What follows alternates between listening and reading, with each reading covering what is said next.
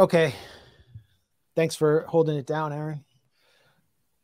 Well, thanks for confronting the top liar in the country about a Trump-Russia conspiracy. Someone who's done so much to indoctrinate millions of people into believing these collusion fantasies, and accordingly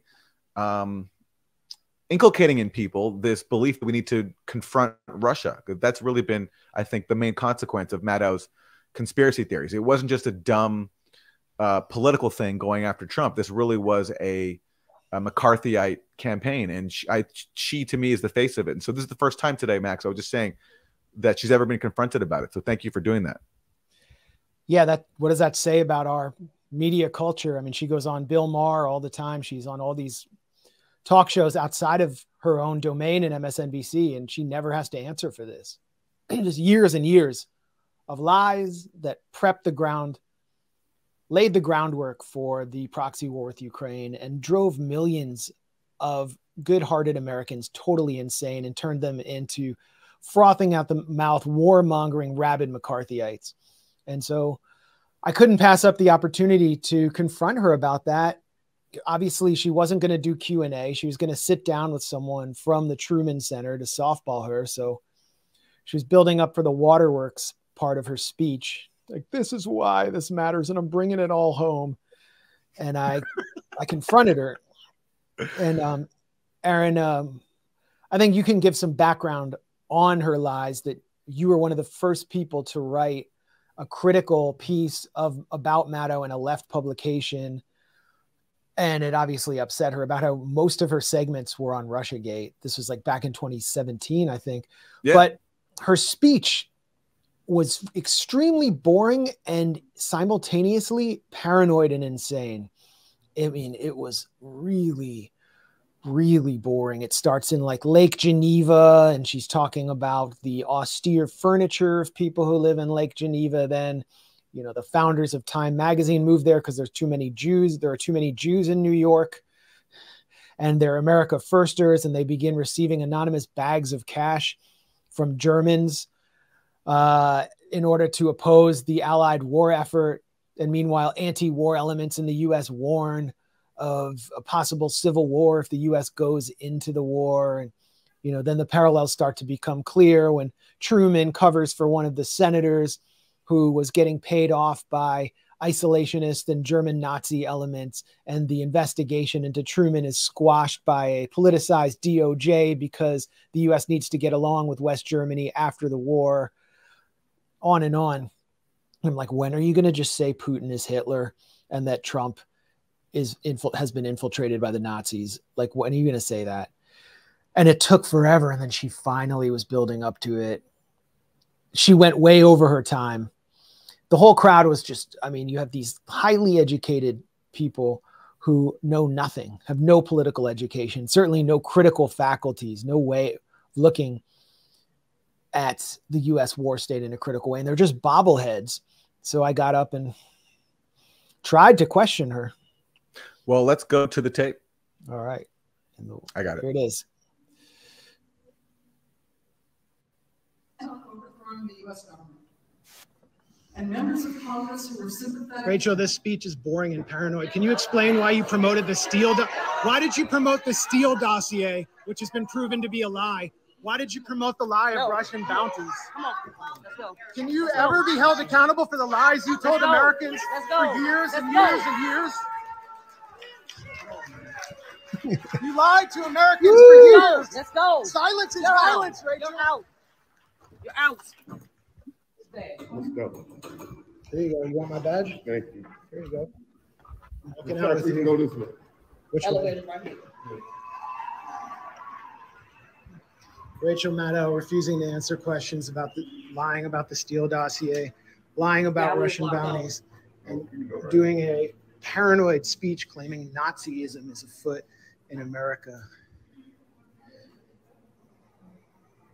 And I'm being thrown out by security now. There was no Q&A. If there was Q&A, I would have politely asked a question. So there you have it. And we can watch Maddow's response. I think it's kind of revealing. Typically smug. I didn't see it obviously because I mean, they bundled me. They pounced on me. They were trying to lift me in the air at one point. And then they realized like I was cooperating. So whatever. And you could hear the crowd just excited and excitedly cheering me being thrown out and her refusing to answer questions. They seemed to enjoy her speech, but I just thought it was so boring and insane. Here's Maddow's response.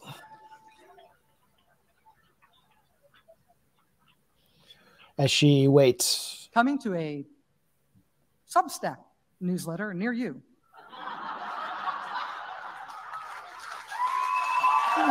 Woo! Watch that again, though, closely. It's like she's reading notes that she's prepared in case someone interrupts her. Substack newsletter near you.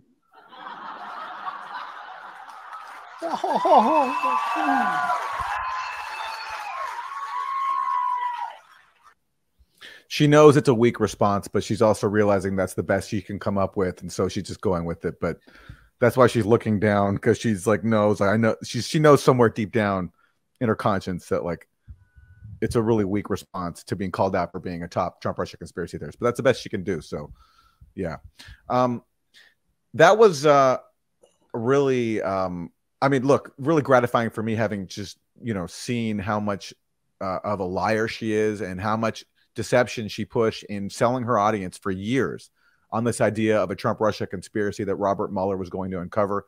And then when it all collapsed, there's been zero accountability, no apology to her audience, and just continue to double down, pushing every single Russiagate fiction that has come up and refusing to acknowledge that, for all the talk about, QAnon and conspiracies in the Trump world, that Rachel Maddow was partly responsible for centering Democratic politics around an equally insane conspiracy theory, which is that Trump was a Russian agent being blackmailed.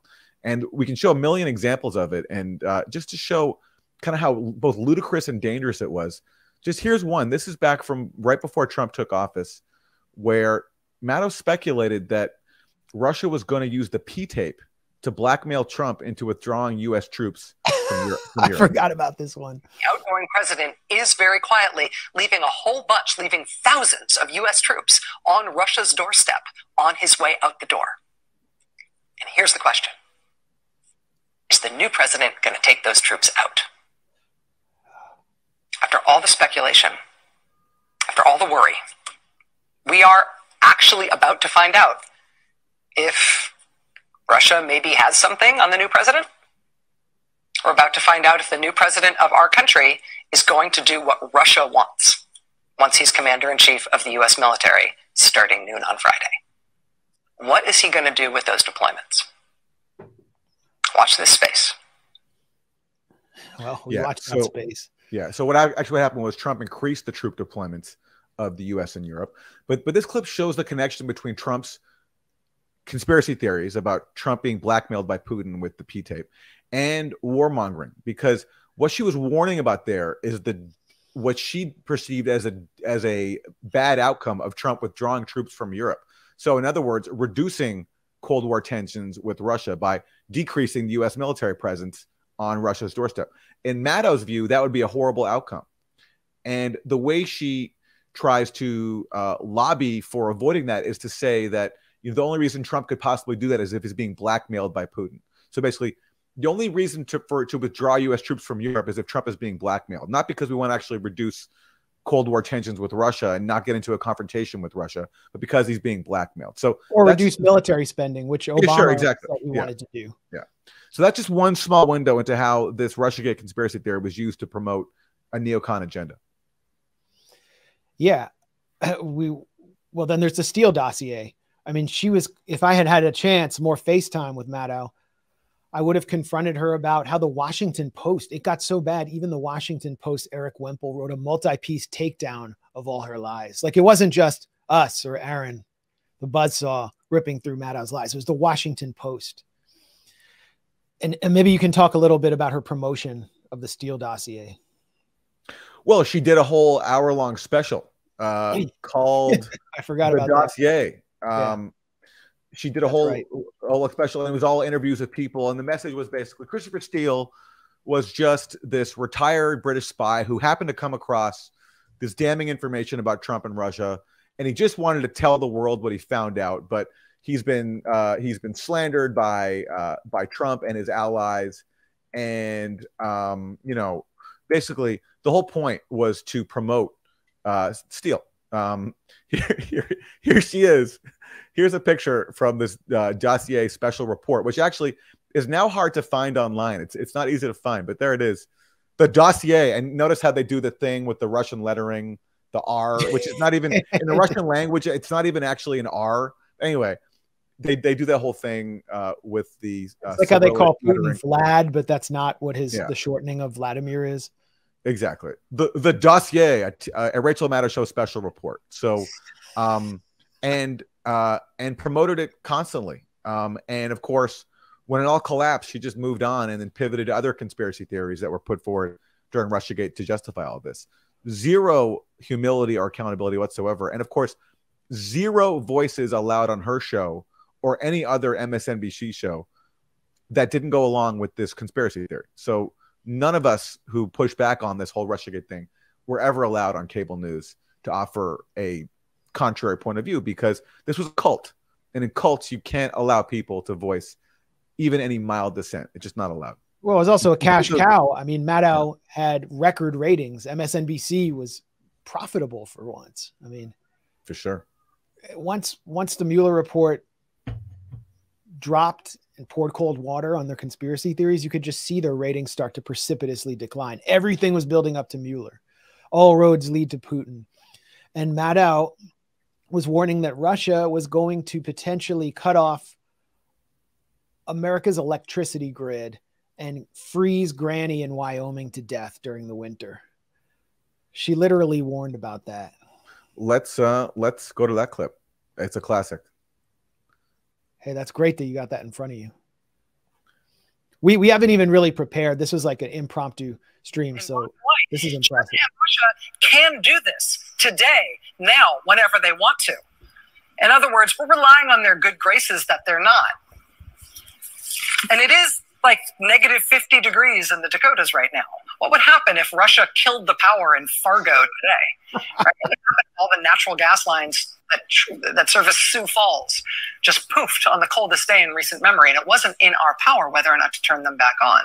I mean, what would you do if you lost heat indefinitely as the act of a foreign power on the same day the temperature in your front yard matched the temperature in Antarctica? I mean, what would you and your family do? This is the director of national... Rachel warned us. Now, magically, somehow, this was a few years ago now, but yet in every winter since, somehow we've survived without Russia knocking out power to North Dakota. So Russia has yet to do it, but Maddow warned us, and I guess we're going to stay tuned for next winter because we just survived. What the U.S. did, though, was bomb the Nord Stream pipelines, and that certainly knocked out power to a lot of people, or knocked out heat to people, or at least reduced heat for a lot of people in Europe. And in fact, recently there was a report saying that tens of thousands of people may have died as a result of the higher energy costs in Europe that followed Russia's invasion of Ukraine and the ensuing cutoff of Russian energy.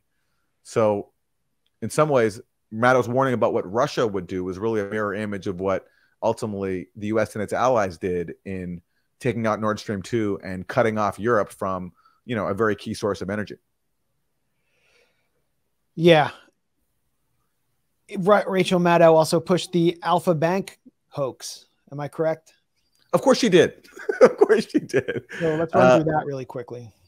Yeah, well, so that was the conspiracy theory that Trump and Russia were secretly communicating via a Trump organization server and a Russian bank called Alpha Bank. And this was concocted by the Clinton campaign, pushed by their contractor, Fusion GPS. It was pushed to the FBI. Michael Sussman, a Clinton lawyer, was even indicted for lying to the FBI while trying to promote this. And of course, Maddow pushed it like everybody else. There's not a conspiracy theory involving Trump and Russia that Maddow did not aggressively promote. It's just every single possible thing you can name, Maddow was there. That's why she is the leading purveyor of Trump Russia conspiracy theories and our leading member of the Blumenthal cult. Here is Maddow promoting the Alpha Bank scam. This is just, I mean, again, you can go through every single one and find an example. Let me just get this clip here. I just found some vintage Maddow. I mean, these are just astounding lies that she's never answered for, never been held accountable for. See, we started to see their pushback a couple of weeks ago. This is from the New York Times several weeks ago. Quote, as basically says in his indictment, helped make up this whole thing about Trump and Alpha Bank and shopped it to the FBI knowing it was made up. Look at this boomerang. Look at this boomerang. Look at what they've just sent to the Justice Department. Again, to John Durham himself and to Merrick Garland. The computer scientists who reviewed this data starting in the late spring and early summer of 2016, quote, thoughtfully and thoroughly performed the research necessary to assess the nature of the alleged Trump-Alpha Spectrum Health connection. And they collaboratively shared their views about what the data showed or did not show. In the end, the researchers unanimously concluded that the data reflected the existence of a covert communication channel between the Trump Organization, Alpha Bank, and Spectrum Health. Okay, so what she's doing here is after it came out that Alpha Bank was yet one more Clinton campaign scam, here's Maddow taking the fact that people associated with that scam wrote a letter to basically say that this is coming back to hurt anybody who doubted the existence of the Alpha Bank channel. Because look at this letter that she's showing up. What she left out, and this emerges from the Durham investigation, which is that the FBI and the CIA all looked at these Alpha Bank allegations that were given to them by the Clinton campaign and said that they didn't make any sense. And then, in fact, they were concocted. And the only reason this wasn't introduced at Sussman's trial is because the judge would not let Durham's prosecutors present evidence showing that the FBI had concluded that the Alpha Bank thing was concocted. So that's the only reason it wasn't introduced at Sussman's trial, but it was introduced as part of the exhibits in Sussman's trial. So again, there's not a scam, a Russiagate scam that Maddow didn't push. Totally fake and insane. Then when Trump was starting to negotiate withdrawal from Afghanistan, the psyop of Russian bounties, Russia paying bounties to the Taliban to kill U.S. troops, as though they needed incentivizing to oust a neo-colonial occupation force that they'd been fighting for so many years. That dropped, and Rachel Maddow was one of the key propagators of this pro-war, pro-occupation, pro-colonialism, obvious lie. It's one level of bad to realize that Russia is doing this, right? That the U.S. intelligence has concluded that Russia is paying cash money to people for killing U.S. troops. That is very, very bad. But it's a whole nother level of bad to know that the U.S. president has known that Russia was doing that for 4 months.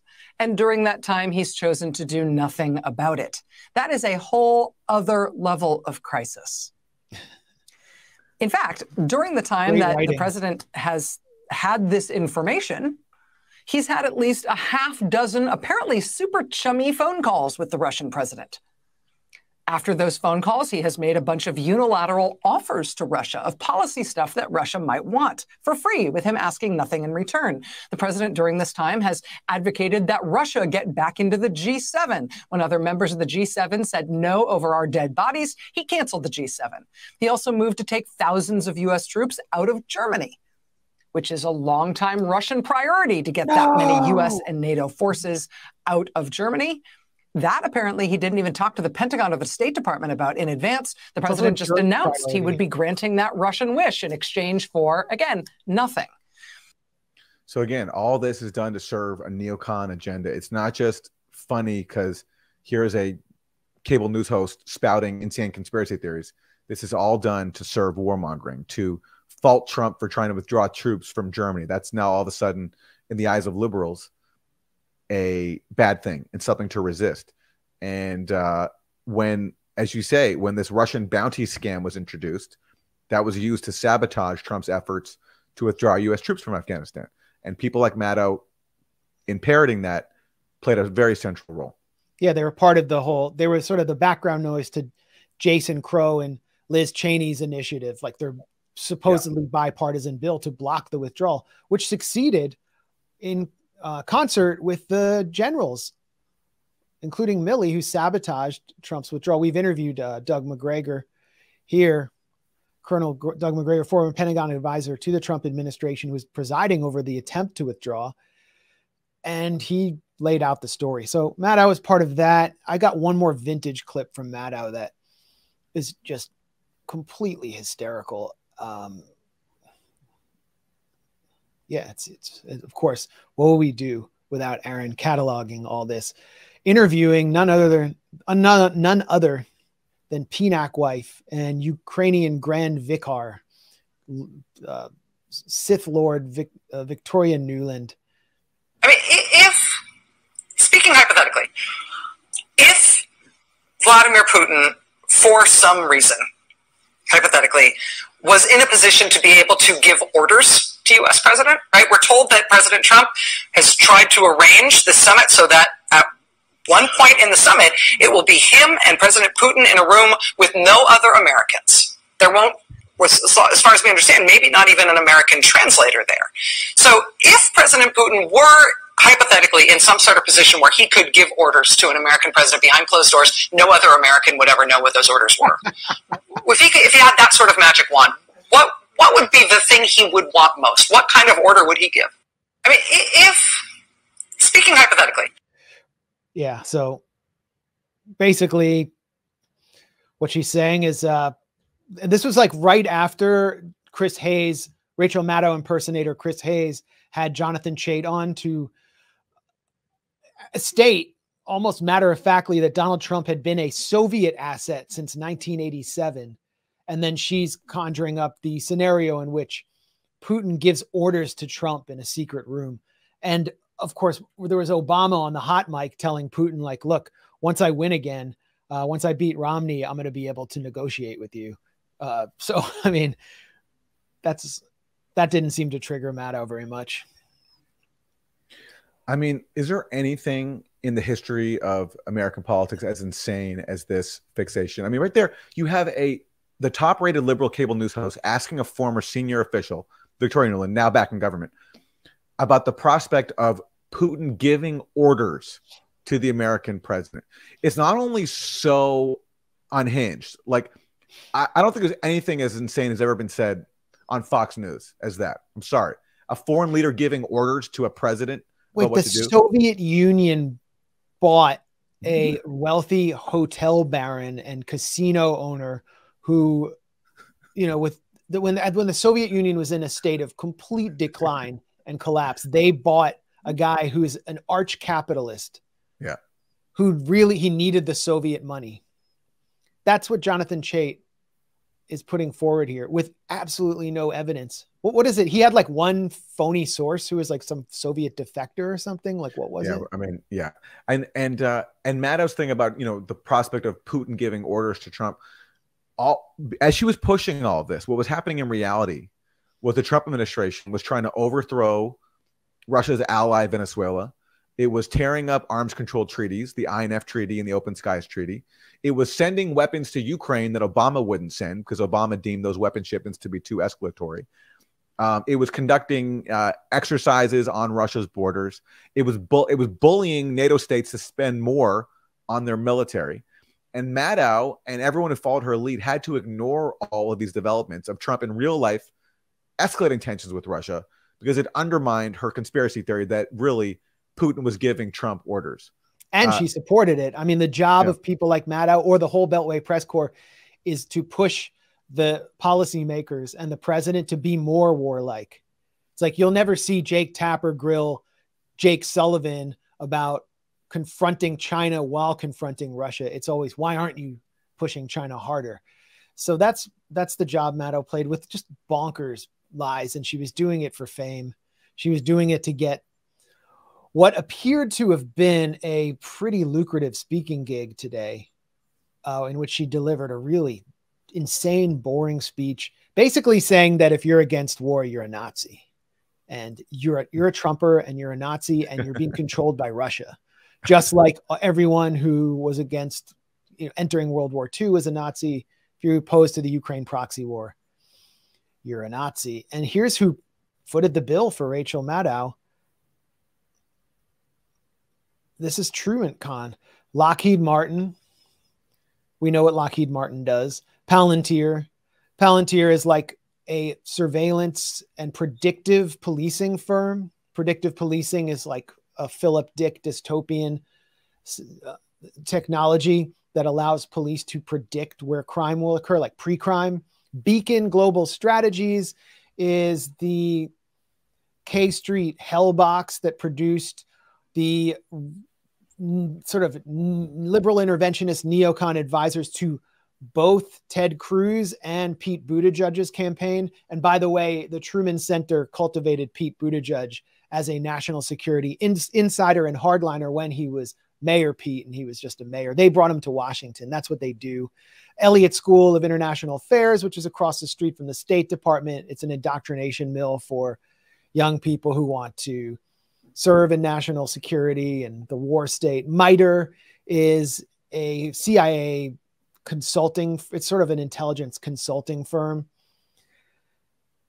And I mean, I could just go on, but Palantir was founded by Peter Thiel, who's, you know, someone Rachel Maddow seems to hate.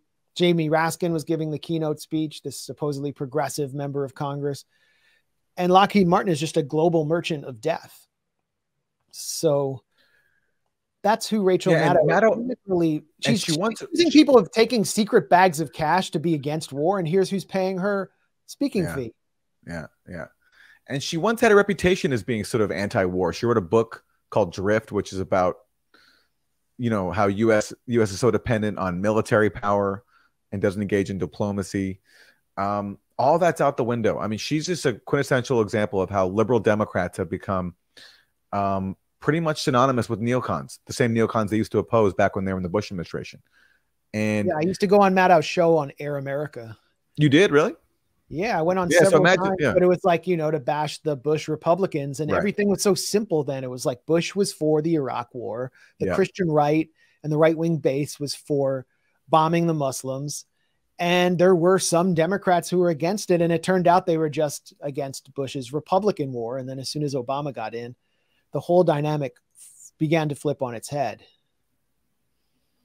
Let's go to one more clip, because this just shows how, I mean, again, how unhinged all the Russiagate rhetoric was, and also how there's a direct line between all this Russiagate stuff, all this Russiagate mania, and the Ukraine proxy war today, because it set the tone for seeing Russia as this existential enemy to the point where even Russian bots amounted to an attack on the country. And accordingly, if Russian bots are a threat to the country, then if Russia is really that diabolical an enemy where even their online trolls can destroy the country, then you can't have any diplomacy with them. And you're basically supporting this climate in which there's no talks at all. And the only outcome then, when a war like Ukraine comes along, is more war and not negotiation. So here's Rachel Maddow. She's talking about the discovery of a potentially fake Bernie Sanders fan page, possibly linked to Russia, run out of Albania. Okay, this is what she's talking about. And listen to how she describes it.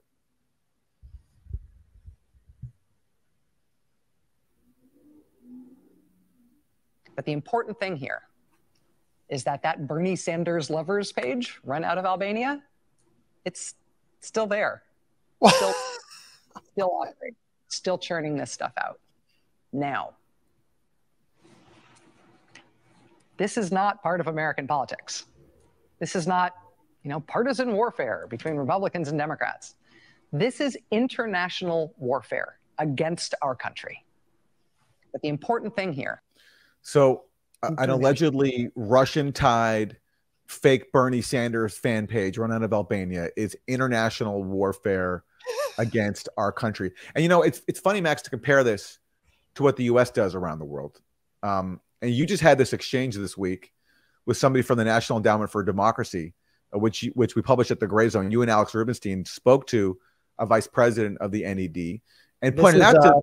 sorry to cut you off, Aaron, but just quick. This is what Rachel Maddow calls international warfare against America in the Buff Burning coloring book. Yeah. Yeah. Anyway, you were saying. Well, yeah. I mean, you reminded this NED executive of all the regime change operations that the NAD takes part in around the world. And this executive didn't seem to be aware of them, which was interesting enough in itself. But I mean, that's actual international warfare, if that's a term you want to apply to meddling. That's actual meddling, because that meddling leads to governments being overthrown, people suffering, people being killed, as the U.S. does in its regime change operations around the world. Maddow was so gripped by this Russia mania that even a fake Facebook page in her deranged mind could be described as international warfare. So no wonder in that climate that diplomacy with Russia became impossible, confrontation became encouraged. And here we are now with people like Maddow leading the charge and trying to drum up support for a proxy war in Ukraine that is still going on after, you know, not just a year after Russia invaded, but, you know, more than 8 years after the U.S.-backed coup in Ukraine, which, of course, Maddow has also whitewashed. Yeah, I mean, if the Russian or Chinese ambassador were meeting with Antifa and the Proud Boys and giving them marching orders like the U.S. consul and ambassadors were doing in Hong Kong and Cuba and Venezuela, I mean, they've been photographed doing it, then I mean, maybe you'd have a point there. But she's talking about Buff Bernie coloring books. She's talking about nothing. It's just years and years of the kind of disinformation that never gets called out by the so-called disinformation experts. And, you know, one of the things that really made me want to confront her was her attack on the Rage Against the War Machine rally, which was just so disgusting and dishonest. She's basically implying that Russia paid for the whole thing, that Russia was behind it, and it was just a bunch of, it was just a tiny group of psychopaths. She focused on like one guy waving a Russian flag. And at the same time, she seemed very threatened by it. And I think she's threatened by being confronted and questioned anywhere. These people have a sense of inviolability, and it's important to hold them accountable just by asking the questions the rest of the media won't do. I mean, in a decent culture, she would have been run out of the media. It would have been a huge scandal. I didn't even, you know, like if I'd gotten to sit down with her, I would have also questioned her on her claim that the COVID vaccine immediately stops the virus and prevents transmission and infection immediately. Yeah. I mean, I can play that real quick because, I mean, why is that so sinister? Whatever you think about. Now we know that the vaccines work well enough that the virus stops with every vaccinated person.